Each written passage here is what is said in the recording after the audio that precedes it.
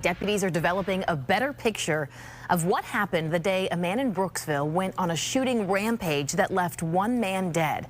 Steve Russa was also killed after deputies say he pointed a gun at them. Fox 13's Evan Axelbank reports on how a barn fire led to the horrific scene. The smoldering ruins of a barn barely tell the tale of what 64-year-old Steve Russa unleashed. Just set fire to the barn.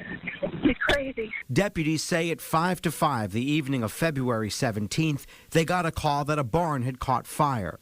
Shortly after that, they got another call from a woman who said she and her husband had been shot by their neighbor. My husband's down. They shot him. As deputies arrived, they were able to get her help quickly, though it took them over an hour to find her husband, who wound up dying.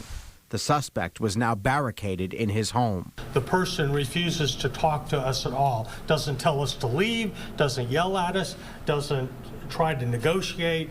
There's actually no communication whatsoever, but we do know he is alive and he's walking around and he is armed. The man they would later identify as Steve Russa, a military veteran, would never say why he was doing this.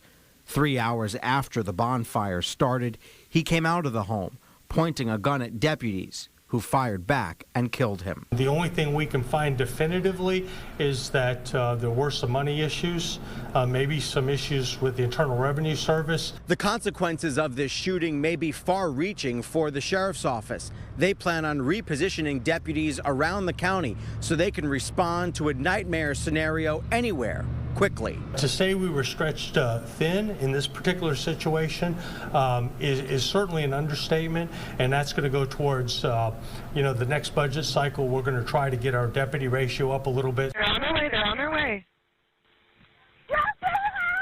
In this case, there may not have been a math formula that could make sense of why Steve Russa opened fire on neighbors who seemingly had no idea that he would ever target them. Evan Axelbank, Fox 13 News.